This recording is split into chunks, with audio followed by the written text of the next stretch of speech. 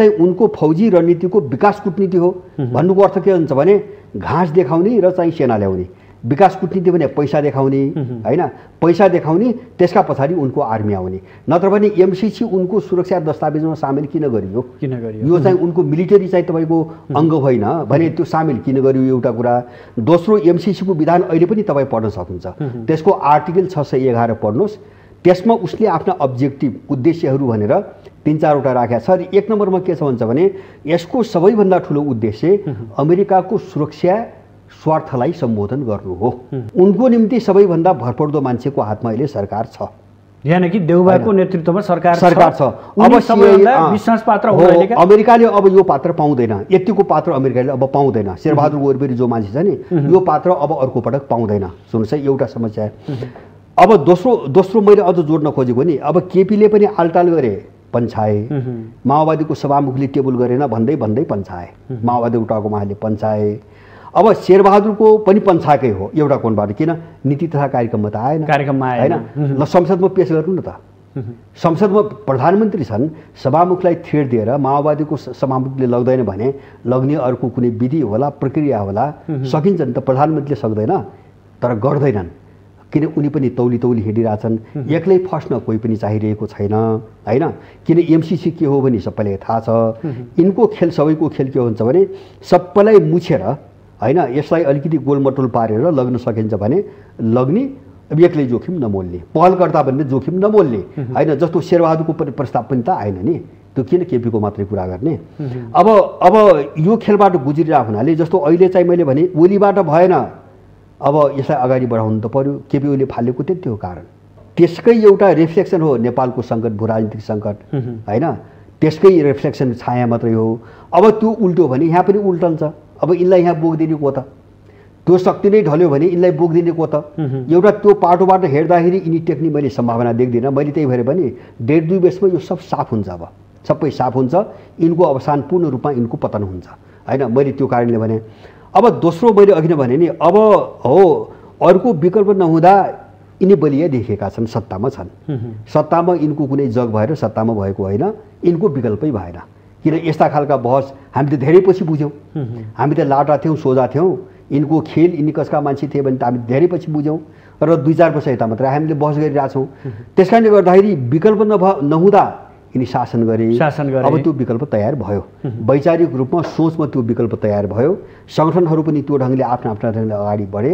अब 1.5-2 वर्षभित्र यो एउटा विशाल शक्ति बन्छ।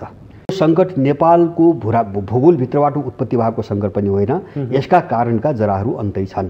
हामीले त्यो बुझ्न जरुरी छ। अब यो चिज के हुन्छ भने एउटै मात्र चिज हो के भन्छ भने चीनबाट तिब्बतलाई विभाजन गर्ने रणनीति हो। किन चीन चाहिँ विश्व शक्तिको रूपमा अगाडि गयो। जस्तो अमेरिकाले भविष्यवाणी गरिरहेछ नि, हाम्रो सबभन्दा ठुलो थ्रेट रुस होइन, चीन भएर गयो। पछि चीन सदाको निम्ति अन्त्य हुन्छ, हैन। महाशक्तिको रूपमा उसको उदय सम्भव छैन। हाम्रो यो चाहिँ 500 वर्ष यताको मेरो आफ्नो बुझाइमा पश्चिमी वर्चस्वको यो 500 वर्षको जो इतिहास छ, जो आधुनिक काल भन्छन् नि, अब यो 500 वर्षदेखिको वर्चस्वलाई कसरी जोगाएर राख्ने। किन यो डुब्यो, साम्राज्य डुब्यो भन्दा नउठ्ने गरी डुब्छ, हैन। जस्तो जापानिज साम्राज्य अब उदाउँदैन, ब्रिटिस साम्राज्य अब उदाउँदैन, ओटोमन साम्राज्य ढल्यो अब गयो आउँदैन, हैन। अब रुसी जारको थियो, जर्मनको थियो, गए तिनी सबै। त्यस कारणले यो युरो अमेरिकन जो साम्राज्य छ नि, यो तपाईँको अस्ताय हो भने यो अब उदाउँदैन। नयाँ शक्तिहरू उदाए, यसलाई कसरी रोक्ने, बस मुद्दा यति हो। उनीहरूको सरकारको कुरा यति हो। उनका विरुद्धमा गर्ने सबै गरे। जस्तो यिनको पालामा त देश र जनताका मुद्दा त एजेन्डा कहिले सुन्नुहुन्न, लडाइँ कहाँ देखुन्छ। आज एमसीसी जति प्रयोग गर्नुपर्ने त्यो प्रयोग भइसक्यो। त्यो ओलीको पालामा एमसीसी, शेरबहादुरको पालामा एमसीसी, अनि नागरिकता विधेयक, योभन्दा चाहिँ राजनीति केही भएको त देखेन। त्यसकारणले यो पनि चाहिँ क्लाइमेक्सकोमा पुग्यो। त्यसकारणले उनीहरू पनि अब त्यहाँबाट ढल्ने जस्तो चाहिँ सीमा हुन्छ नि त, असीमित हिसाबले त जान त सकिँदैन। त्यो सीमामा यिनीहरू पनि पुगे। विश्व शक्ति जो यिनलाई चलायो त्यो पनि क्लाइमेक्समा पुग्यो। मैले अफगानको घटना भने त्यस्तै एउटा निमित्त कारणको रूपमा यहाँ अलिकति चाहिँ तपाईँको अनिश्चितताको वातावरण अरू तीव्र हुन्छ र त्यो तीव्रता के हो, अबको कोर्स के हो भन्छ भने अब यो अराजकता र जो षड्यन्त्रको राजनीति भयो नि, यसको चाहिँ तपाईँको अन्त्यको चरणतिर देश प्रवेश गर्ने बाटो हो। नेपाल चाहिँ अब यो परिदृश्यबाट, यो चक्रव्यूहबाट अब बाहिर निस्कन सुरु गर्छ। अब बाहिर निस्कन सुरु गर्छ माने लडाइँको त्यो चरण चाहिँ देश गयो भने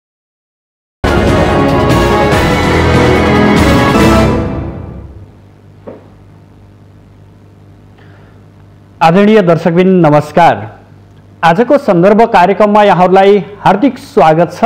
म सुदर्शन आचार्य। दर्शकबिन, आजको सन्दर्भमा आज हामी राजनीतिक विश्लेषकलाई अतिथिको रूपमा स्टुडियोमा निम्त्याएका छौँ। विशेष गरेर राजनीतिक विश्लेषकहरूले आफ्नै तरिकाले कुनै न कुनै राजनीतिसँग सम्बन्धित भएर आफ्ना भनाइहरू राख्ने नेपाली राजनीतिका विश्लेषकहरू देखिन्छ। आज हामी त्योभन्दा अलि टाढा रहेर एउटा स्वतन्त्र रूपमा आफूलाई विश्लेषण गर्ने, नेपालको समग्र राजनीतिक व्यवस्था र अन्तर्राष्ट्रिय सम्बन्धका विषयमा विश्लेषण गर्ने पात्रलाई उभ्याएका छौँ। आज हामी विशेष गरेर एमसीसीको कुराहरू उठाउँछौँ। राजनीतिक दल र राजनीतिक दलभित्र देखिएका अस्थिर राजनीतिका कुराहरू उठाउँछौँ। त्यसभित्रका मुख्य पात्रहरूको विषय उठाउँछौँ, लगायत नेपाल र नेपालले विदेशी राष्ट्रहरूसँग खेल्नुपर्ने भूमिका र राज्य विभिन्न समयमा चुकेका दृष्टान्तहरू र गर्नुपर्ने कामहरूका विषयमा पनि आज हामी प्रसङ्ग उठाउँछौँ। योभन्दा अघिल्लो बसाइमा आज हाम्रो अतिथिको रूपमा रहनुभएका भरत दाहालले भन्नुभएको थियो, नेपालको राजनीति अझै केही समय स्थिर रहनेवाला छैन। यहाँ कसै न कसैको स्वार्थ लुकेको हुन्छ। कसै न कसैले देशका यी राजनीतिक दलहरूलाई स्थिरता हुन दिँदैनन्, जसका कारण हामी अझै केही समय यही गन्जागोलको भुमरीमा रमाइरहनु पर्नेछ भनेर विश्लेषण गर्नुभएको थियो। आज त्यही परिवेश नेपाली राजनीतिमा देखिएको छ।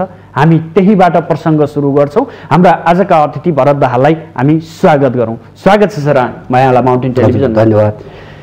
यहाँले आफ्नो विश्लेषणमा भनिरहनुहुन्छ, यहाँ होस् या बाहिर यहाँका अभिव्यक्ति के आउँछन् भने नेपालको राजनीति र यी राजनीतिभित्र खेलेका पात्रहरू जो कतैबाट निर्देशित छन् सधैँभरि, जसले अस्थिरता मात्रै निम्त्याउन नेपालमा प्रयोग गरिरहेछन् भनेर भन्दै आउनुभएको छ। यो पछिल्लो राजनीतिक घटनाक्रमलाई यहाँले कसरी विश्लेषण गर्नुभएको छ, म यहीँबाट सुरु गर्छु। धन्यवाद। जस्तो तपाईँले भने चाहिँ मैले पहिलेदेखि के भन्दै आएको छु भन्छ भने जो यहाँका दल भनिन्छ, अब यिनीहरू कुनै काममा जिम्मा दिएर चाहिँ तपाईँको खेलाइने चाहिँ तपाईँको पात्र मात्रै हुन् होइन। जस्तो अब कसलाई कोसँग जोड्ने, अब त्यसबाट काम भएन भने कसका बिचमा तपाईँको फोड्ने, फुट पार्ने, यो सबै चिजमा प्रयोग भएका मान्छे मात्रै हुन्। मैले धेरै पहिलेदेखि भन्दै आएको छु। र यिनको नेपालको राजनीतिमा यिनको कुनै पनि हैसियत छैन भन्ने कुरा हामीले कहाँबाट बुझ्नुपर्छ भन्छ भने यिनले सधैँभरि देशका मूल समस्याका रूपमा देखाएका राज संस्था देशबाट गयो, संविधान सभाबाट संविधान जारी भयो र यिनको सपना अनुसारको झनै झनै 2/3 सरकार पनि बन्यो। तर देश झन्झन बिग्रिरहेछ भनेपछि यिनले उठाएका मुद्दा हाम्रा देशका मूलभूत समस्या थिएनन्। समस्या अन्त कहीँ थियो र समस्या यिनीहरू आफै थिए होइन। यो कुरो अहिले स्पष्ट कोही थियो, समस्या यिनीहरू आफै थिए। यहाँ देखिने चाहिँ पात्रको रूपमा समस्या यिनी आफै थिए र अब त्यसका पछाडिबाट यिनलाई जसले खेलाइरहेको छ हाम्रो समस्या त्यो थियो। अब यही चिज नेपाली जनताले नबुझेर चाहिँ अब यो एउटा चाहिँ गोलचक्रमा हामी फस्नु पर्यो। अब मैले चाहिँ अब के देख्छु भन्छ भने जस्तो यो पछिल्लो कालमा अब केपी माओवादी र एमाले जुटाइयो, अब त्यसबाट काम भएन, अब त्यो फुटाइयो, त्यसबाट पनि भएन, अब चाहिँ तपाईँको एमाले फुटाइयो, अब राप्रपा त्यही तयारीमा छ, काङ्ग्रेसभित्र त्यही अवस्था हुन्छ र त्यो भइछाड्छ। काङ्ग्रेस पनि फुटी छाड्छ। मैले बारबार भन्दै आएको छु। यस्तो किन भइरहेको छ भन्छ भने संविधान जारी गरिसकेपछि अब यिनलाई खेलाउने शक्ति केन्द्रहरू, बाहिरी शक्ति केन्द्रहरूका जुन जुन चाहिँ तपाईँको एजेन्डा अथवा चाहिँ योजनाहरू यहाँ कार्यान्वयन हुन सकेका छैनन्। अब तिनलाई अगाडि बढाउने दौरानमा एक खालको गत्यावरोध पैदा भयो यहाँ होइन। जस्तो राज्यभित्र गत्यावरोध आयो, दलहरू पनि गत्यावरोध भयो। जस्तो एउटा उदाहरण, अब एमसीसीले नै एमालेभित्र निकास पाएन। माओवादी र एमाले सहितको पार्टीमा एमसीसीले निकास पाएन होइन। जस्तो अहिले शेरबहादुरको प्रधानमन्त्री बन्या छ, एमसीसी निकास पाएको छैन। यस्तै थुप्रै एजेन्डा बाँकी छन्। अब त्यस कारणले अब यो दोस्रो चक्रको खेल के सुरु भयो, अर्को प्रयोग सुरु भयो हुन्छ भने हिजोको संविधान जारी गर्दासम्मको समीकरणले काम नगरेपछि अब यो सबैलाई तोडेर नयाँ समीकरण बनाउने भनेर यिनी सबै पार्टीहरू तोडिँदैछ। यो यिनको हातको कुरा होइन। सबै तोडिन्छ र आफ्नो अनुकूलका सबैतिर काङ्ग्रेसतिर, एमालेतिर, माओवादी, राप्रपा, मधेसवादी सबैतिर आफ्ना अनुकूलका चाहिँ ग्याङहरू छुट्याइकन तिनको फेरि एउटा एलायन्स बनाउने कोसिस यहाँ हुँदैछ र आफ्नो आफ्नो मान्यता अनुसारका एउटा गठबन्धन बनाउने तयारीमा जाँदैछन्। त्यही भएर तपाईँले अघि नै भने जस्तो देश अझ हिजोको भन्दा अझ बढी ठुलो अराजकता अनिश्चितताको बाटोतिर जाँदैछ र यससँग जोडेको र अब यो चरण हामीले मलाई लाग्छ यो चरण हामीले अत्यन्तै चाहिँ कष्टपूर्ण चाहिँ एउटा अवस्था, एउटा भयावह अवस्था अथवा चाहिँ एउटा द्वन्द्वको अवस्था, मलाई लाग्छ सम्भवतः अलिकति रक्तपातको अवस्था पनि हामीले बेहोरेर अगाडि बढ्नुपर्ने परिस्थिति मैले देख्दैछु। किन त्यहाँसम्म देख्नु भएको छ? होइन, त्यो हुन्छ, मैले भन्दैछु त्यो हुन्छ किन हुन्छ भने माने यो सङ्कटसँग जिलेका जति शक्तिहरू छन् नि, राष्ट्रिय अन्तर्राष्ट्रिय शक्तिहरू, उनीहरू पनि एउटा चरम सङ्कटमा फसे होइन। उनको निकास कहीँबाट निस्किरहेको छैन। त्यसलाई निकाल्नको निम्ति उनीहरूले तोडफोड हत्या हिंसा अब सबै गर्छन्। तर यो ग्लोबल चाहिँ तपाईँको जो ध्रुवीकरणको जो ट्रेन अहिले विकास भयो, विशेष गरेर अफगानिस्तानको घटनापछि जो परिदृश्य विश्वमा देखा परिरहेछ, त्यसले विश्वमा मात्र होइन नेपालको राजनीतिमा पनि उथलपुथल ल्याउँछ र अब एक चरण यिनी सत्तामा रहँदाखेरि अन्तिम कोसिस त गर्छन्। मैले भने यिनको कोसिसको रूपमा एक चरण हिंसा हुन सक्ने सम्भावना छ। अहिलेकै नेतृत्वमा रहेको सरकारकै पालामा यो रहला अथवा अर्को कुनै व्यक्ति आउला, तर यिनै दलहरू भनौँ न, यिनै दलहरू अस्तित्वमा सत्तामा रहँदासम्म एउटा रक्तपाततिर चाहिँ जाने, एउटा मुठभेडतिर जाने सम्भावना एकदम बढिरहेको छ र त्यो हुन्छ भने मलाई किन लाग्छ भन्छ भने इन्डिया र अमेरिकाले सन् 2018मा 19मै त्यो सांकेतिक रूपमा त्यो कुरा भनिसकेका छन्। त्यो के हो? त्यो उनको तयारी हो। त्यो के हो भन्छ भने नेपालभित्रबाट मुजाहिद्दिनको आक्रमणको खतरा छ भनेर उनीहरूले बारम्बार रिपोर्टै सार्वजनिक गरेका छन्। अनुसन्धानको रिपोर्ट त्यो उनको गृह कार्य हो होइन। गृह कार्य गराउने, आफै आक्रमण गर्ने र उनले भविष्यवाणी गरेको जस्तो चाहिँ तपाईँको गरेर प्रचार गर्ने कुरा हो त्यो। र अब अफगानिस्तानको घटनापछि मैले भन्न खोजेको अब त्यस्तो उथलपुथल एक चरण जो हुन्छ नि हामीले पहिले देखेको भन्दा भिन्नै खालको, तर मलाई विश्वास के हुन्छ भने अब त्यो उथलपुथलपछि जस्तो हिजो जो भयो नि, यो पार्टीको सट्टा त्यो पार्टी, यो व्यक्तिको सट्टा त्यो दल भने अब यो पुनरावृत्ति हुँदैन नेपालमा। यो कोर्स चाहिँ सकियो। दलबीचको प्रतिस्पर्धा अब यो अन्त्य भयो। यिनको पनि अन्तिम हो। अब अन्तिम हो। किन मैले पनि क्लाइमेक्समा पुगे, यिनीहरू पनि क्लाइमेक्समा पुगे। अब त्यो कसरी पुगे त हामीले बुझ्ने कस्तो हुन्छ भने यिनले देश र नेपालीहरूका विरुद्धमा गर्ने सबै गरे। जस्तो यिनको पालामा त देश र जनताका मुद्दा त एजेन्डा कहिले सुन्नुहुन्न, लडाइँ कहाँदेखि हुन्छ? आज एमसिसी जति प्रयोग गर्नुपर्ने त्यो प्रयोग भइसक्यो। त्यो पालामा एमसिसी, शेरबहादुरको पालामा एमसिसी अनि नागरिकता विधेयक, योभन्दा चाहिँ राजनीति केही भएको त देखेन। त्यसकारणले यो पनि चाहिँ क्लाइमेक्समा पुग्यो। त्यसकारणले उनीहरू पनि अब त्यहाँबाट ढल्ने जस्तो चाहिँ सीमा हुन्छ नि त, असीमित हिसाबले त जान त सकिँदैन। त्यो सीमामा यिनीहरू पनि पुगे। विश्व शक्ति जो यिनलाई चलायो त्यो पनि क्लाइमेक्समा पुग्यो। मैले अफगानको घटना भने त्यस्तै एउटा निमित्त कारणको रूपमा यहाँ अलिकति चाहिँ तपाईँको अनिश्चितताको वातावरण अरू तीव्र हुन्छ र त्यो तीव्रता के हो? अबको कोर्स के हो भन्छ भने अब यो अराजकता र जो षड्यन्त्रको राजनीति भयो नि, यसको चाहिँ तपाईँको अन्त्यको चरणतिर देश प्रवेश गर्ने बाटो हो। नेपाल चाहिँ अब यो परिदृश्यबाट, यो चक्रव्यूहबाट अब बाहिर निस्कन सुरु गर्छ। माने लडाइँको त्यो चरण चाहिँ देश गयो भन्ने चाहिँ मेरो निष्कर्ष हो। यहाँले भन्नुभयो कि शक्तिहरू भनिन्छ, वास्तवमा नेपाल जस्तो मुलुक न यहाँबाट केही लिनु छ उनीहरूले बाहिर यसो सरसर्ती हेर्दा, तर केन्द्रबिन्दु नै नेपाललाई मानेर यस्ता किसिमका सञ्जालहरू, यस्ता किसिमका राजनीतिक गतिविधि उथलपुथल गर्नुको उद्देश्य चाहिँ के हुन सक्छ? होइन, उद्देश्य त्यो पनि प्रश्न छ। जस्तो अमेरिकाकै कुराहरू, अमेरिकाले यहाँको जमिन पनि लग्दैन, यहाँको पानी पनि लग्दैन सामान्य अर्थमा। अनि अमेरिकाको त्यो 55 अरबको निम्ति यस्तो मरिहत्ते, यस्तो तमासा 4-5 वर्षदेखि यो बेइज्जती तमासा होइन, इतिहासमा मलाई लाग्छ कसैले पनि यस्तो सुनेको थिएन। एउटा अनुदानले कहिले चाहिँ तपाईँको हाम्रो लगानी भन्छन्, कहिले अनुदान भन्छन्। यत्रो बल प्रयोग होइन, उनको विदेश मन्त्रीदेखि उनको राजदूतदेखि एमसिसीका पदाधिकारी सबै आएर धम्काएर पैसा खुवाएर त्यो 55 अरब ल्याउ कि ल्याउ, हामीले चाहिँ तपाईँको हाल्छौँ कि हाल्छौँ। अब यो तमासा के को निम्ति भइरहेको छ? यो स्वाभाविक प्रश्न हो। त्यस कारण मैले भने नि यहाँको भू राजनीति जस्तो यिनका हातबाट चलेको छैन। यो सङ्कट नेपालको भूगोलभित्रबाट उत्पत्ति भएको सङ्कट पनि होइन, यसका कारणका जराहरू अन्तै छन्। हामीले त्यो बुझ्न जरुरी छ। अब यो चिज के हुन्छ भने एउटै मात्र चिज हो के भन्छ भने चीनबाट तिब्बतलाई विभाजन गर्ने रणनीति हो। किन चीन चाहिँ विश्व शक्तिको रूपमा अगाडि गयो। जस्तो अमित अरोराले भविष्यवाणी गरिरहेछ नि, हाम्रो सबभन्दा ठुलो थ्रेट रुस होइन चीन भएर गयो होइन, चीन भएर गयो भने भनिरहेछन्। किन? चीनसँग पैसा पनि छ, हतियार पनि छ, सभ्यता पनि उनीसँग मिल्दैन। तिनटै कोणबाट चीन शत्रु भयो होइन।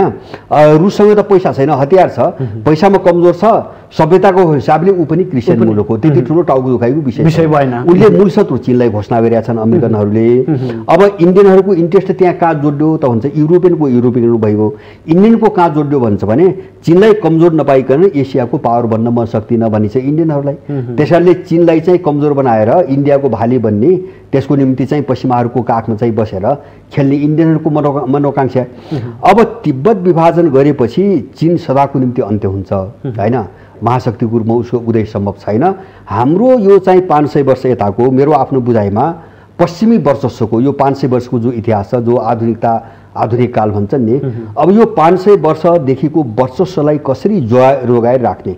किन यो डुब्यो, साम्राज्य डुब्यो भनेर नउठ्ने गरी डुब्छ होइन। जस्तो जापानिज साम्राज्य अब उदाउँदैन, ब्रिटिस साम्राज्य अब उदाउँदैन, ओटोमन साम्राज्य ढल्यो अब गयो आउँदैन होइन। अब रुसी जारको थियो, जर्मनको थियो, गए तिनी सबै। त्यस कारणले यो युरो अमेरिकन जो साम्राज्य छ नि, यो तपाईँको अस्थायी हो भने यो अब उदाउँदैन। नयाँ शक्तिहरू उदाए, यसलाई कसरी रोक्ने, बस मुद्दा यति हो। उनीहरूको सरकारको कुरा यति हो होइन। यसलाई रोक्न सक्यो भने आर्थिक, राजनीतिक र सभ्यता तिनटै कोणमा चाहिँ आफ्नो वर्चस्व कायम राख्न सकिन्छ।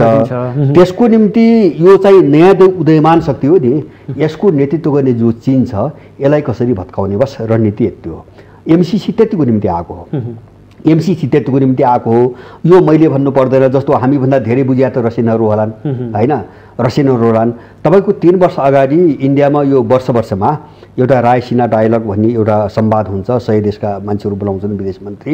3 वर्ष अगाडि रसियन चाहिँ विदेश मन्त्रीले भने एमसीसी चाहिँ चीनलाई घेराबन्दी गर्न आएको अमेरिकन रणनीति हो भनेर रसियन विदेश मन्त्रीले मुखै खोलेर चाहिँ इन्डियामा, दिल्लीमा बोलेका छन्। यो सबैले बुझेको छ, यो सबैले बुझेको छ। र अमेरिकनहरूको सुरक्षा दस्तावेज जति पनि हेर्नुहोस्, तपाईँको इन्डो पेसिफिक चाहिँ स्ट्रेटेजीको उसको दस्तावेज हेर्नुहोस्, अथवा अमेरिकाको राष्ट्रिय सुरक्षा नीतिको दस्तावेज हेर्नुहोस्, सबै दस्तावेजमा अमेरिकाको राष्ट्रिय नेसनल डिफेन्स चाहिँ तपाईँको रिपोर्टमा त एमसीसीलाई कसरी परिभाषित गरिएको छ भन्छ भने यो हाम्रो सुरक्षा मामिलाको डेभलपमेन्ट डिप्लोमेसी हो भनेको छ। कूटनीतिक चाहिँ तपाईँको विकास कूटनीति भन्नुको अर्थ यो चाहिँ उनको फौजी रणनीतिको विकास कूटनीति हो। भन्नुको अर्थ के हुन्छ भने घाँस देखाउने र चाहिँ सेना ल्याउने। विकास कूटनीति भने पैसा देखाउने होइन, पैसा देखाउने, त्यसका पछाडि उनको आर्मी आउने। नत्र भने एमसीसी उनको सुरक्षा दस्तावेजमा सामेल किन गरियो?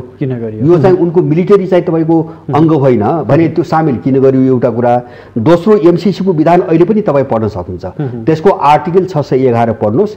त्यसमा उसले आफ्ना अब्जेक्टिभ उद्देश्यहरू भनेर 3-4वटा राखेका छ। र 1 नम्बरमा के छ भन्छ भने यसको सबैभन्दा ठुलो उद्देश्य अमेरिकाको सुरक्षा स्वार्थलाई सम्बोधन गर्नु हो, उसको चाहिँ सुरक्षा सम्बन्धी स्वार्थलाई सम्बोधन गर्नु हो भनेर उसले विधानमै राखेको छ। भनेपछि एमसीसी किन? तपाईँले एमसीसीलाई अलिक प्राथमिकता दिएर उठाउँदै गर्दा एमसीसीकी उपाध्यक्ष फतिमा सुमार पनि नेपाल आउँदै हुनुहुन्छ केही दिनभित्र।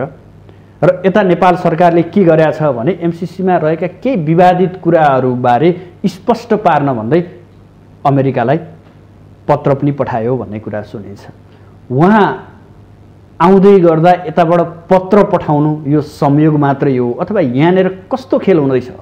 होइन, यहाँ 2-3टा खेल भएका छन्। जस्तो म तपाईँलाई भन्नुहोस्, जस्तो उनी आउनुभन्दा पहिले यहाँ चाहिँ केही गृह कार्यहरू हुँदैछन्। जस्तो नम्बर 1 के भन्छ भने यहाँको चाहिँ माहौललाई, एमसीसीलाई अलिकति चाहिँ विषयान्तर गरेर यो विवादलाई ओझेलमा पार्नको निम्ति उनले चीनसँगको सिमानाको मुद्दा उठाए होइन, छानबिन समिति बनाए। जबकि त्यो समिति 2014मा सुशील कोइराला प्रधानमन्त्री हुँदा, यही शेरबहादुर देउवाको सभापति प्रधानमन्त्री हुँदा परराष्ट्र गृह मन्त्रालयका सबै प्रतिनिधि पठाएर अध्ययन गरेर सीमाना अतिक्रमण भएको छैन भनेर टुङ्ग्याएको विषय काङ्ग्रेसले टुङ्ग्याएको। केपी ओलीको पालामा पनि त्यो वक्तव्य आयो, अहिले भर्खरै चीनको पनि तपाईँको वक्तव्य आयो। भनेपछि अब यिनीहरूले यो किन, एउटा चाहिँ यसभित्र 2टा चिज छन्। एउटा चाहिँ एमसीसीको बहसलाई ओझेलमा पार्ने र यतातिर मान्छेको ध्यान तान्ने एउटा कुरा भयो। दोस्रो चाहिँ के हो त यो खेल भन्छ भने के अरे अब चीनसँग पनि हाम्रा थुप्रै समस्या छन्, ऊ पनि अतिक्रमणकारी हो भनेर यहाँका मान्छेको मनोविज्ञानसँग तपाईँको खेल्ने अथवा जो मनोविज्ञान बनिरहेको छ यसलाई टुक्र्याउने, यो सबै एउटा गृहकार्यको कुरा भयो। उनी आउँदासम्म यो बनाउनु पर्ने। दोस्रो, तपाईँले भनेको उनले जवाब मागेका छन्। हामीले सोध्ने के हुन्छ भने सम्झौता गर्दाखेरि यिनका आँखा थिए कि थिएनन्, हैन? जस्तो अमेरिकासँग प्रष्टीकरण माग्ने यही कुराले नै यिनी चाहिँ उनका चौकीदारभन्दा बढी केही छैनन् भने त यसरी बताइरहेछ। यिनका आँखा थिए कि थिएनन् त्यो बेला पढ्ने, र यिनको दिमागले काम गर्दैन थियो कि गर्थ्यो त्यो बेला, हैन? यिनले के हेरेर सम्झौता गरे हो र के को प्रष्टीकरण मागिरहेका छन्, पहिलो कुरा, हैन? आफैले गरेर। दोस्रो कुरा के हुन्छ भने जो प्रष्टीकरण मागेका छन् त्यो दस्तावेजसँग सम्बन्धित छैनन्, मैले देख्दिनँ। जस्तो चाहिँ इन्डो पेसिफिकसँग सम्बन्धित छ कि छैन, हैन? दस्तावेजमा छैन। के को प्रष्टीकरण मागे, हैन? दस्तावेजमा जे कुरा छ त्यो मागेका छैनन्। जस्तो नम्बर 1 त्यहाँ के भनेको भन्छ भने अहिले भएका र भोलि बन्ने अमेरिकन कानुनहरू सक्रिय हुने र तिनीसँग बाजिने नेपालका कानुन निष्क्रिय हुने। एक सुन्नुहोस् है, उसले नेपाल किन्न खोजिरहेछ, इस्ट इन्डिया कम्पनी बनाउन खोजिरहेछ, समानन्तर सरकार। दोस्रो कुरो, एउटा स्वायत्त संस्थाका रूपमा एमसीसीले कुनै पनि अर्को पक्षसँग, हैन, स्वदेशी विदेशी जोसँगैसँग पनि, देश अथवा चाहिँ बहुराष्ट्रिय कम्पनी जोसँग पनि स्वतन्त्रतापूर्वक बिना अवरोध मुद्दा मामिला गर्न र सम्झौताहरू गर्न पाउँछ, हैन? ऊ चाहिँ फेरि अर्को चाहिँ सरकार बनेर चाहिँ तपाईँको अब सम्झौता गर्ने चाहिँ अख्तियार लिएर बसिया छ। नम्बर 3 त्यही चाहिँ धारा 5 को चाहिँ उपधाराको थियो, मलाई याद भएन अहिले, त्यो के भनेको छ भन्छ भने अब यो प्रोजेक्टको कार्यकालपछि 5 वर्ष भनेका छन्, कार्यकालपछि एमसीए नेपाल भनेर जो गठन गरेका छन् त्यो विघटन हुन्छ, तर एमसीसीका बाँकी निकाय चाहिँ खारेज हुँदैनन् भनेको छ। त्यही भनेको छ भने ऊ नजाने हिसाबमा आउँदैछ। अब त्यो उसले बनाएका निकाय भोलि पनि अरू बनाउला। निकाय भने के त भन्दाखेरि विद्युत नियमन बोर्ड, हैन? विद्युत सञ्चालन गर्ने, जब ऊ ट्रान्समिसन लाइन बनाउन आउला छ उसले विद्युत सञ्चालन गर्ने बोर्ड बनाइरहेछ। कहाँ छ विद्युत त्यससँग भनेपछि विद्युत आउने भोलि आउँछ, हैन? त्यो कुरो भनिरहेको छैन अहिले, हैन? अब केका निम्ति विद्युत, हैन? तपाईँको ट्रान्समिसन लाइन नेपालको ग्रिडमा नजोडेर चाहिँ गोरखपुर जोड्ने कारण के? किन नेपालसँग सम्बन्ध विच्छेद त्यसका पछाडि के छ? हामीले ट्रान्समिसन बनाउन आएको भने त हाम्रो ग्रिडसँग जोड्नु पर्यो, तर त्यो त इन्डियाको ग्रिडसँग जोडिया छ। अनि चाहिँ तपाईँको उनीहरूको खरिद बोर्ड खारेज नहुने, आयात गर्ने, उसले के आयात गर्छ भोलि हामीले थाहा हुँदैन, हैन? उसको बैंक खाता खारेज नहुने, हैन? उसको अनि सडक बोर्ड खारेज नहुने, सडक सञ्चालन गर्ने बोर्ड। त्यो मात्र होइन, उसले त्यसको सञ्चालनका नियम बनाउने, कर उठाउने, कर लगाउने देखेर सबै नियमन उसैले गर्ने भनेको छ। यी संस्था खारेज नहुने, हैन? अब यिनी प्रावधानमाथि यिनले प्रष्टीकरण मागेन, हैन? प्रष्टीकरण त मागेन यिनले, हैन? जस्तो एमसीसीलाई स्वायत्त संस्था भनेर नेपाल सरकारसँग अधिकार दिने के? भोलि एमसीसीले यही प्रावधान समातेर कुनै चाहिँ आफ्नो सेक्युरिटीको, मैले बारम्बार भन्दै आएको छु, उसले संसारमा जे गरिरहेको छ त्यही हो, हैन? जस्तो आइएस बनायो, तपाईँको सिरियामाथि आक्रमण सुरु गर्यो, इराकमाथि आक्रमण सुरु गर्यो, हैन? अब मुजाहिद्दिनको हवा देखाइरहेछ नेपालमा, किन आफ्नो काम भएन भने भोलि तिनै मान्छे ल्याएर चाहिँ आतङ्क फैलाउँछ र अब त्यसकै नाममा पस्ने योजना छ। होइन भने अब उनीहरूले तपाईँको यत्रो शर्त राखेर यत्रो जबरजस्ती किन गरिरहेका छन्? एउटा 55 अरबका कुरामा यत्रो जबरजस्ती किन गरिरहेछन्? एउटा कुरा।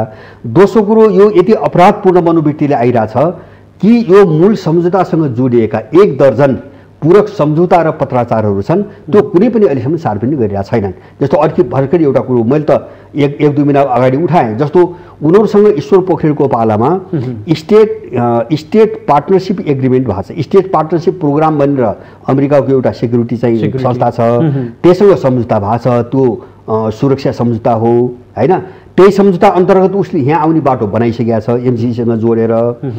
अनि अब यिनी चिज किन उठाउने, यिनी चिज किन लुकाएको? मैले भन्नु खोजेँ यिनी चिज लुकाउने कारण के त भन्दाखेरि त्यो त प्रष्ट बुझिन्छ नि त, किन त्यहाँ त अपराध छ। किन एमसीसीको जस्तो मैले भने नि, एमसीसीले स्वतन्त्रतापूर्व स्वायत्त एउटा संस्थाको रूपमा कसैसँग पनि सम्झौतापूर्वक गर्न सक्छ भन्ने कुरो उस राख्यो, हैन? अब त्यसको अलिकति मूर्तिकरण त्यो पूरक सम्झौतामा गरे हुन्छ भन्ने होइन, हुन्छ नै। पूरक सम्झौता भने के हुन्छ भने एमसीसीको मूल सम्झौतामा अर्थ नखुलेका द्विअर्थी बहुअर्थी लाग्ने अथवा चाहिँ खुलाउनु पर्ने जति हुन्छ नि तिनलाई त त्यहाँ खुलाइया हुन्छ। ठोस कुरो त्यहाँ छ, नेपाल टोटली त्यहाँ बुझाइया छ। त्यसकारणले तिनी पत्रहरू यिनी सार्वजनिक गरिरहेका छैनन्। भनेपछि एउटा अनुदानको निम्ति यस्तै गर्छ कुनै देशले, हैन? उनको लगानी अर्को यहीँनिर अर्को जोड्न चाहे, यो जब सत्तामा नयाँ व्यक्ति आउँछ नि तब अलि बढी चर्चामा आउँछ यो विषय, यसको कारण चाहिँ के हुन सक्छ? होइन, सत्तामा नयाँ व्यक्ति आउँदाखेरि यस्तो हो, जस्तो तपाईँले केपी र यो शेरबहादुरको होइन, मैले अघि नै भने नि, जस्तो उनीहरूले हेरिरहेछन्, जस्तो उनको चाहिँ डिजाइनमा केही गत्यावरोधहरू आए। यो गत्यावरोध किन आयो म पनि त्यो पनि भन्छु। जस्तो गत्यावरोध किन आयो भन्दाखेरि 63 सालसम्मको परिस्थिति, जुन बेला नेपाललाई कस्तो बनाउने, कहाँ लग्ने भन्ने यिनले परिकल्पना गरिरहेका थिए, त्यो बेला नेपालभित्रको अन्तर्राष्ट्रिय शक्ति संरक्षण बेग्लै खालको थियो। एक खालको पश्चिमा ब्याकिङमा चाहिँ इन्डियनहरूको मोनोपोली थियो होइन। नेपालभित्र इन्डियनहरूको एकहोरो प्रभुत्व देखिन्थ्यो, त्यसको पछाडि पश्चिमा थियो। अब यो 10 वर्षपछि आएर तपाईँ हेर्नुभयो भने अब त्यो ठ्याक्कै उल्टिएको छ। र अहिले कस्तो सन्तुलन छ भन्छ भने इन्डो पश्चिमा यसलाई छुट्याएर हेर्दाखेरि युरो अमेरिकन, इन्डियन र सिनो रसियन, अब यो त्रिकोणात्मक जो चाहिँ सन्तुलन नेपालमा निर्माण भयो नि, यो सन्तुलनले यिनलाई चाहिँ 63 सालको कल्पनामा काम गर्न दिइरहेको छैन। किन अरूले त बुझे नि त, यिनका मिसन के हुनु भने त अरू त बुझेपछि उनको भूमिका त अगाडि बढ्छ, रिएक्सन त आउँछ। त्यो हामीले पो देखाएको छैनौँ, सुनेका छैनौँ। आफ्नो ठाउँमा त उनी पनि काम गरिरहेछन्। त्यसैले यो त्रिकोणात्मक सन्तुलनले यिनीहरूलाई यहाँ काम गर्न दिइरहेको छैन। हो, त्यही कारणले यो अन्तर्राष्ट्रिय ब्यालेन्सलाई, अन्तर्राष्ट्रिय जो शक्ति सन्तुलन छ अहिले त्रिकोणात्मक, यसलाई कसरी भत्काउने भन्ने योजनामै यहाँ पार्टी विभाजनको प्रक्रिया सुरु भएको होइन। मैले भने नि, किन यो त्रिकोणात्मक ब्यालेन्सलाई अहिले भएको पार्टी र राज्यको समीकरणले भत्काउन सकेन, चिर्न सकेन, क्रस गर्न सकेन।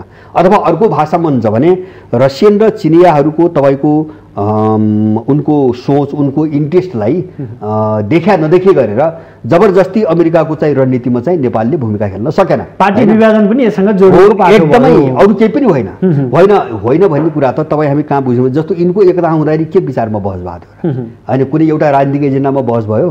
प्रचण्ड र ओली माधव नेपालहरूको बिचमा चाहिँ एकता हुँदा कुनै एउटा राजनीतिक मुद्दा पनि बाहिर आएन। उनको चाहिँ कहाँ भयो भन्छ भने यिनी त सबै अरूले खेलाका ग्याङ भए होइन।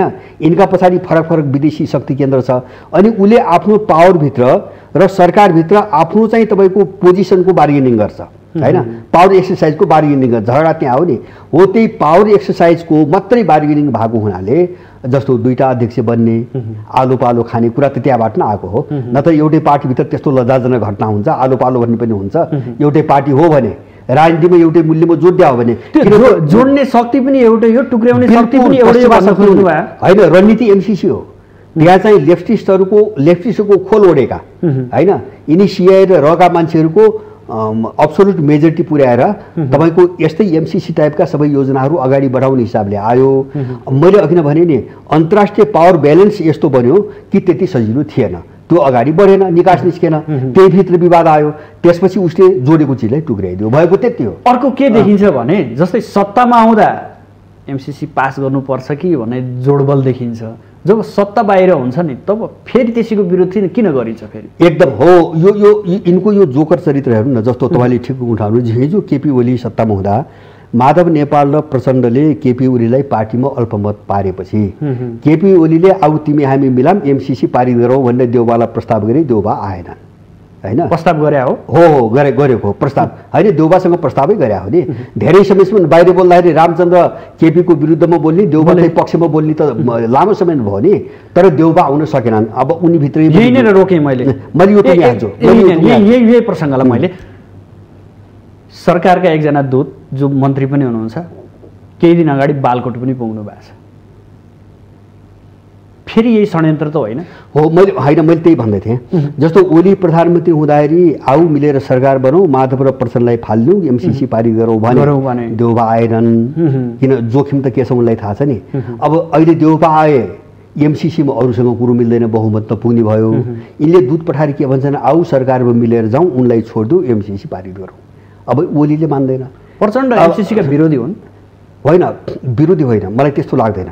उनले सुधारेर भनेका छन्। माधव नेपाल र प्रचण्डको भाषा के हुन्छ भने पुरै पार्टी पङ्क्ति र जनता आफ्नो विरुद्धमा जाने गरी स्पष्ट नबोल्ने होइन, नेपालको हितमा पारित हुनुपर्छ त्यो भने के? त्यो भने कि बुदामा जानु पर्यो नि त, नेपालको अहित हुने के हो त्यो बुदामा नै जानु पर्यो। जाँदैनन्, उनकै मान्छे हुन्, त्यहाँ जाँदैनन्। तर समस्या के हो भन्छ भने अब त्यसरी गयो भने त्यसबाट चाहिँ चुकाउनु पर्ने मूल्य नम्बर 1 र अब त्यसबाट गुमाउनु पर्ने पार्टी पङ्क्ति। मलाई लाग्छ माधव नेपाल र प्रचण्डसँग पार्टीमा मान्छे हुँदैनन्, त्यो मुद्दामा स्पष्ट गयो भने है, किन माओवादीको त झन्डै झन्डै 3/4 पंक्ति चाहिँ एमसीसीको विरुद्धमा छ। केन्द्रीय समितिमै प्रचण्डसँग 5 जना मान्छे पनि रहन्न। माधव नेपालको हालत पनि त्यही हो। हिजो त भीम रावलहरूलाई बोकेर चाहिँ झलनाथहरूले माधव नेपालहरूले 10-11वटा सुझाव ल्याएछन् नि त कार्यदलका। अनि त्योभन्दा बाहिर जाने हो भने त माधव नेपालको केही पनि रहन्न। तर यो झुन्ड छ नि, यो गठबन्धनको यो एमसीसी पास गराउनलाई बनाएको पनि भन्ने कुराहरू आइरहेछ। मैले भने नि, जस्तो मैले भने एक्ज्याक्टली त्यही हो नि। अब त्योभन्दा बाहिर यिनका बिचमा जस्तो न कुनै झगडा, न राजनीति, न सिद्धान्त, न केही न केही होइन। जस्तो समीकरण एउटा भने हामीले राम्ररी काम बुझ्न सक्छौँ हुन्छ भने जस्तो यो त चाहिँ आफ्ना दलाल मिल्दा है। अब केपीसँग मिल्दो दलाल कुन छ, माधव नेपाल र प्रचण्ड मिल्दो दलाल को छ, अब त्यो जम्मा गर्ने कुरा न हो। यो कहाँबाट प्रश्न बुझिन्छ अहिले भन्छ भने माधव नेपालले आफ्नो पार्टीको दस्तावेजमा बहुदलीय जनवाद राखेनन् होइन। अब वामदेव र प्रदीप नेपालको एउटा प्रतिक्रिया आयो, हामी चाहिँ माधव नेपाललाई छोड्यौँ किन त्यहाँ बहुदलीय जनवाद छैन होइन। अब उनीहरूले होलान् बुझ्या, नभन्या होलान्, किन उनी पनि दलालै हुन्, नबुझ्या होलान्। अब माधव नेपाललाई विदेशीहरूले हिजोको चाहिँ माओवादी युद्धकालदेखि सँगै एउटा सहकर्मी सहोद्धाको रूपमा सँगसँगै प्रयोग गरेका माधव नेपाल, बाबुराम र प्रचण्डहरूलाई एक ठाउँमा ल्याएर पार्टी बनाउने प्रक्रियामा होमवर्क गरिरहेछन् होइन। त्यही आधारमा बाबुरामले सबैलाई मान्य हुने समाजवादको नयाँ व्याख्या गरौँ, परिभाषा ल्याउँ भनेर बाबुराम बोलिरहेका छन्। त अब भोलि प्रचण्ड र बाबुरामलाई ल्याउँदा त बहुदलीय जनवाद राखेर त अर्को समस्या हुन्छ, अर्को समस्या देखिन्छ त्यहाँनिर। त्यो उनले हटाउनु खोज्या हो। भोलि यिनी सबैलाई जोड्न जस्तो माओवादी युद्धकालदेखिको एउटा गिरोह छ नि देश विरुद्ध लाग्ने, त्यो गिरोहलाई एक ठाउँमा जोड्नको निम्ति भोलि अवरोध हुने कुनै पनि भाषा शब्द नराख्ने। उसो भए सत्ता बाहिर रहँदा ओलीको एमसीसीको बारेमा अलि चर्को बोली आउन लागेको छ, यसलाई कसरी? होइन यस्तो हो, जस्तो केपी ओलीको निश्चित होइन, केपी ओलीलाई अब एमसीसी पारित गर्ने पक्षमा उनी छैनन्, हामी त्यसरी व्याख्या नगरौँ होइन। उनले कोसिस गरेका हुन्, धेरै चिजले प्रयास गरेका हो, तर प्रयास गरेका हुन्। तर त्यससँग जोडिएको अर्को कुरा के हो, मैले अहिले नेपालको भू राजनीति के हुन्छ भने त्यो पारित भयो भने को कहाँ पुग्छ भन्ने कुरा अनिश्चित छ होइन। किन कुनै दलको कुनै व्यक्तिको ठेगान छैन। चीनका विरुद्ध युद्धको घोषणा हो, मैले संक्षिप्तमा बुझेको चीनका विरुद्धको युद्धको घोषणा हो। एमसीसी पारित भयो भने चीनका विरुद्धमा युद्धको घोषणा हो। त्यो युद्धको घोषणा गएपछि उनी कहाँ पुग्छन् त्यो पनि यिनले अनुमान गरेका छन्। जस्तो केपीले आलटाल गर्ने कारण थियो, केपीले चाहेको भए एमसीसी पारित हुन्थ्यो होइन। जस्तो अब पारित गर्नुपर्छ त भने, तर उनले एमसीसीसँग सम्बन्धित अब बैठकहरू, पार्टीको सचिवालयका बैठक होइन, पदाधिकारीका बैठक, संसदमा पेश गर्ने कुरा उनले आलटाल गर्दै गए। कहिले संसद पुनर्स्थापना हुन्छ अनि चाहिँ एमसीसीको कुरा उठिने साथै संसद चाहिँ स्थगित गरिदिन्छन्। उनले टालेको है, किन त्यो जोखिम मोल्न नसकेको हो होइन। त्यसको रिएक्सन के आउँछ भने जोखिम मोल्न नसकेको हो। जस्तो शेरबहादुर देउपाको घर सिआइएको अड्डा हो, यो दुनियाँलाई थाहा छ। आजु राणाको घर सिआइएको अड्डा हो, दुनियाँलाई थाहा छ। उनको बिहा नै सिआइले गरिदिया हो, त्यो पनि दुनियाँलाई थाहा छ सबै चिज। आरोप होइन, हामीसँग प्रमाण छन्। काङ्ग्रेसका कृष्णप्रसाद भट्टराई रोएका छन्, यो नगर तेरो हातबाट काङ्ग्रेसको अन्त्य हुन्छ भनेका छन् उनले होइन। हामीसँग सबै मान्छेले भनेका छन् सिआइले डरलाग्दो खेल खेलिरहेछ, आर्जुलाई बिहा नगर भनेर कृष्णप्रसाद भट्टराईले तपाईँको भन्दाखेरि पनि नसक्या हो होइन। अब चाहिँ जस्तो अहिले मैले भने नि, अब अन्तिम प्रयास मैले कहाँ भन्न जोडेको हो भन्दाखेरि उनको निम्ति सबैभन्दा भरपर्दो मान्छेको हातमा अहिले सरकार छ, यानि कि देउबाको नेतृत्वमा सरकार छ। अब विश्वासपात्र हो। अमेरिकाले अब यो पात्र पाउँदैन, यतिको पात्र अमेरिकाले अब पाउँदैन। शेरबहादुर गोरबेरी जो मान्छे छ नि, यो पात्र अब अर्को पटक पाउँदैन। सुन्नुहोस् है, एउटा समस्या। अब दोस्रो मैले अझ जोड्न खोजेको नि, अब केपीले पनि आलटाल गरे, पन्छाए। माओवादीको सभामुखले टेबल गरेन भन्दै पन्छाए, माओवादी उठाएको उहाँले पन्छाए। अब शेरबहादुरको पनि पन्छाएकै हो एउटा कोणबाट, किन नीति तथा कार्यक्रममा त आएन होइन। ल संसदमा पेश गर्नु न त, संसदमा प्रधानमन्त्री छन्, सभामुखलाई थ्रेड दिएर माओवादीको सभामुखले लग्दैन भने लग्ने अर्को कुनै विधि होला, प्रक्रिया होला, सकिन्छ नि त। प्रधानमन्त्रीले सक्दैन तर गर्दैनन्, किन उनी पनि तौली हिँडिरहेछन्। एक्लै फस्न कोही पनि चाहिरहेको छैन होइन। किन एमसीसी के हो भने सबैलाई थाहा छ। यिनको खेल, सबैको खेल के हुन्छ भने सबैलाई मुछेर होइन, यसलाई अलिकति गोलमटोल पारेर लग्न सकिन्छ भने लग्ने, एक्लै जोखिम नमोल्ने, पहलकर्ता भन्ने जोखिम नमोल्ने होइन। जस्तो शेरबहादुरको प्रस्ताव पनि त आएन नि, त्यो किन केपीको मात्रै कुरा गर्ने। अब यो खेलबाट गुज्रिरहेको हुनाले जस्तो अहिले चाहिँ मैले भने ओलीबाट भएन, अब यसलाई अगाडि बढाउनु त पर्यो। केपी ओलीले फालेको त्यति हो कारण होइन यति हो एमसीसी कारण सरकार ढल्या हो केपी सरकार होइन अरू एजेन्डा पनि होला मेन एजेन्डा यही हो जस्तो एमसीसीले निकास नपाएपछि यसलाई जसरी पनि चाहिँ पारित गर्नुपर्छ भन्ने योजनामै केपीलाई बदलेको हो भन्ने कुरो कहाँ बुझिन्छ भन्छ भने शेरबहादुरको बन्ने बित्तिकै पनि त पहिलो एजेन्डा त एमसीसी नै आयो नि किन देशको मुद्दा छैन होइन ओ खै त लिम्पियाधुरा होइन ऊ जयसिंह धामीको चाहिँ हत्या भयो कहाँ छ त्यो मुद्दा होइन विकासका कुरा कहाँ छन् यत्रो मान्छे विदेशतिर छन् यिनका योजना कहाँ छन् किन यिनको मुखबाट सबभन्दा पहिले एमसीसी आउँछ त भन्छ भने यिनै मुद्दामै यिनीहरू तलमाथि खेलाइएका हुन्छन् अब शेरबहादुरले ल्याए मैले अघि नै भने नि अब गडबडी भयो भने अब यसको पुनरावृत्ति हुँदैन उसो भए भनिदिनुहोस् एमसीसी सत्ताको खेलमा कहिलेसम्म रहिरहन्छ अब यो अन्तिम हो मैले अघि नै भनिसकेँ मैले यो अन्तिम हो मैले के कारणले भनेको भन्छ भने विश्वको ग्लोबल परिस्थिति अर्को दिशामा गइसक्यो अब अमेरिकन ताकतले भ्याउँदैन अब एमसीसी अहिले चाहिँ सक्न सक्दैन मलाई विश्वास छैन एमसीसी अहिले चाहिँ तपाईँको अड्क्यो अगाडि बढेन भने अब 2-3 महिनापछि एमसीसीको सन्दर्भ सदाका लागि अन्त्य हुन्छ अमेरिकनहरूले पनि त्यो पहल अब गर्न सक्दैनन् मैले दुईटा कारण मात्रै देखाउँछु मैले उनीहरू कति कमजोर भएका छन् मैले भने नि त्यो त अन्तिम प्रयास हो होइन जस्तो सास हुँदासम्म आश भन्छन् नि त्यो त गर्नु पर्यो जस्तो अस्ति भर्खरै 4 दिन अगाडि बेलायतको सुरक्षा चाहिँ सचिवको एउटा चाहिँ भनाइ बाहिर आएको छ अमेरिका र बेलायतले अब आफूलाई महाशक्ति ठान्नु हुँदैन यो कुरा चाहिँ गुज्रिसक्यो अब हामी जे हौँ र जे गर्न सक्छौँ हामीले त्यति मात्रै सोच्नुपर्छ भनेर उनीहरूले आत्मसमर्पण गरिसके अर्को शक्ति गइसक्यो भने उनी निष्कर्षमा पुगे नम्बर 1 एउटा उदाहरण दोस्रो चाहिँ अफगानिस्तानबाट सबैले धोका दिएर अमेरिका एक्लै भागेपछि युरोपियन युनियनले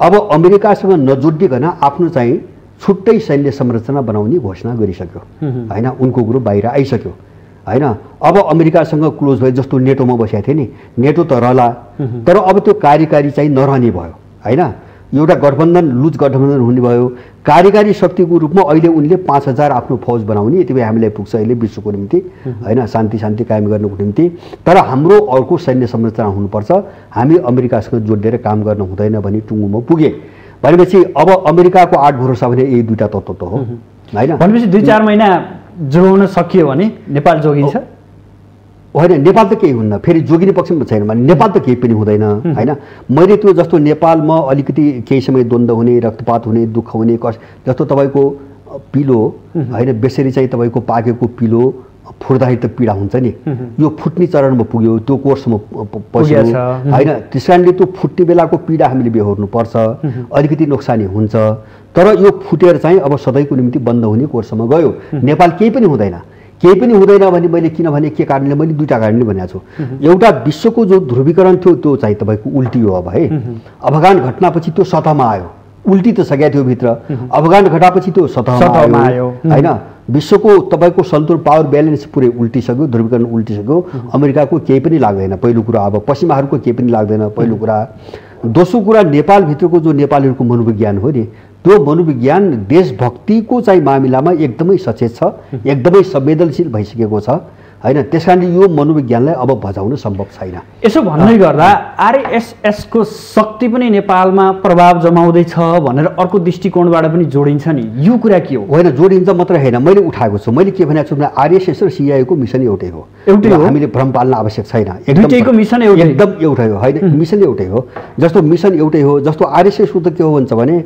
ऊ चाहिँ मैले अहिले भर्खरै पढ्दै थिएँ उनको अखण्ड भारतको चाहिँ तपाईँको उनको सैद्धान्तिक मान्यता अखण्ड भारत हो उनले के भन्छ भने हिमालयसम्म चाहिँ आफ्नो सिमाना भन्छन् यहाँबाट अफगानिस्तान र चाहिँ बङ्गलादेश होइन कोही इन्डियनले त उहाँ कम्बोडिया र चाहिँ इन्डोनेसियासम्म चाहिँ अखण्ड भारत भनिरहेछन् होइन अब जे नभए पनि उनको दस्तावेजमा के छ इन्डियन सब कन्टिनेन्ट भनेका छन् उनीहरूलाई इन्डियन जो उपमहाद्वीप छ यो एउटै भारत हो भने उनको आधिकारिक मान्यता हो एउटा कुरा होइन एउटा कुरा दोस्रो आरएसएसलाई बुझ्ने दोस्रो कुरा के हो भन्छ भने आरएसएस कुनै धार्मिक मान्यतामा आधारित सङ्गठन होइन होइन। यो ब्रिटिसहरूले एन्टी मुस्लिम चाहिँ सेन्टिमेन्टमा खडा गरेको संस्था हो। तर देख्दाखेरि त अलि हिन्दूवादी होइन होइन, छोड, हिन्दूवादी त एउटा नारा त माओवादी प्रचण्डले चाहिँ जनवाद भनेर मान्छे मारे जस्तो त हो नारा मात्रै हो।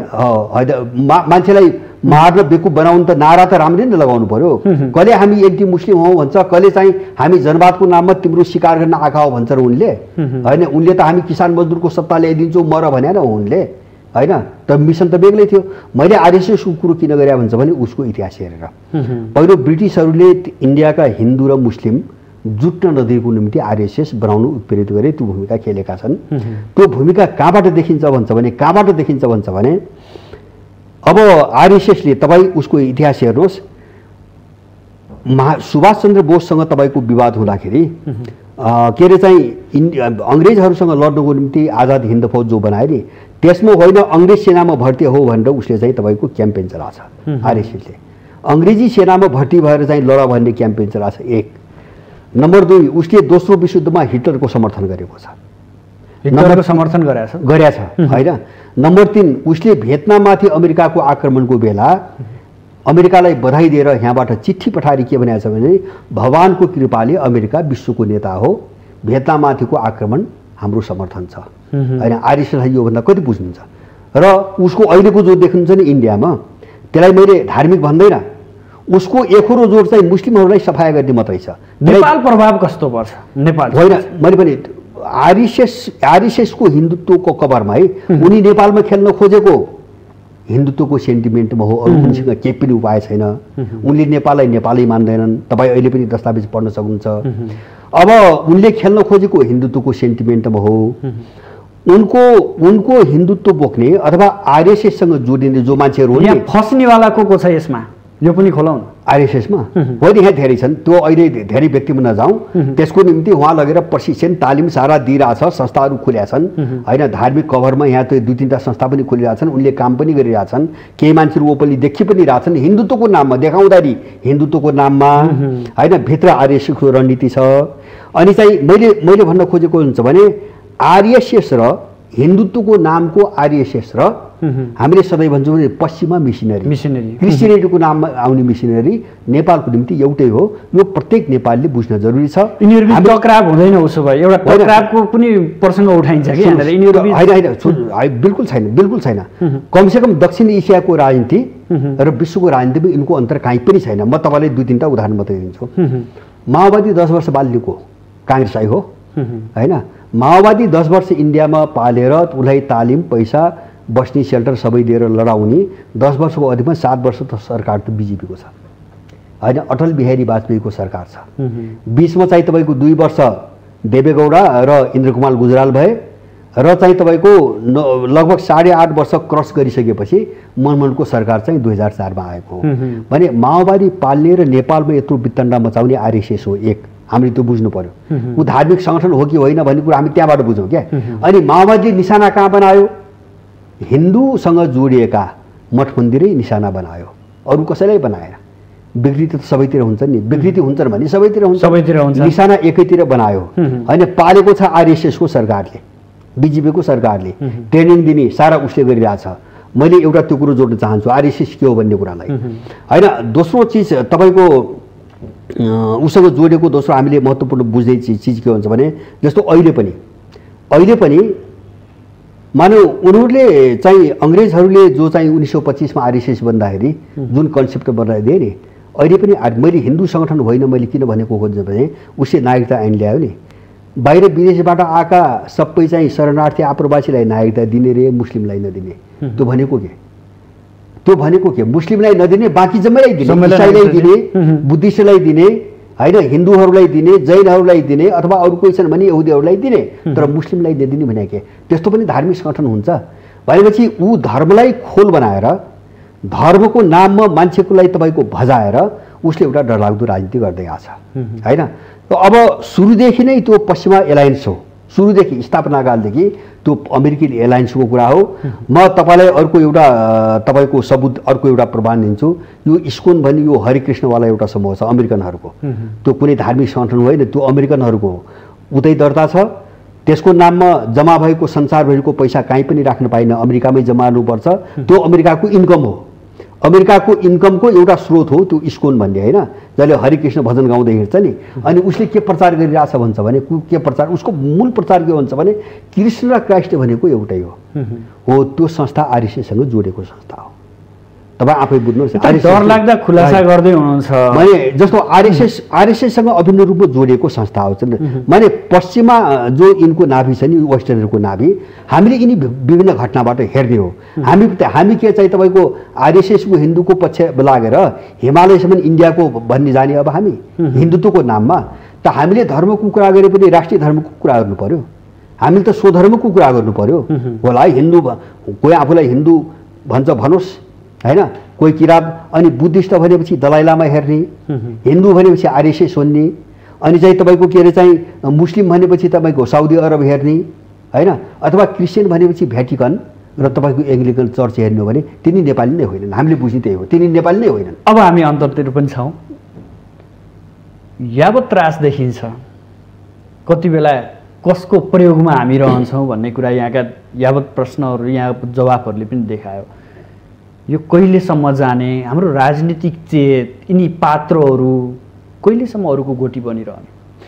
अब यस्तो हेर्नु, यसलाई एउटा कोणबाट हेरौँ। जस्तो मैले अब नेपालका सबै घटनाहरूलाई मैले अघि नै पनि भने, यो अन्तर्राष्ट्रिय राजनीतिको आयामबाट छुट्याएर नेपाललाई बुझ्न सम्भवै छैन।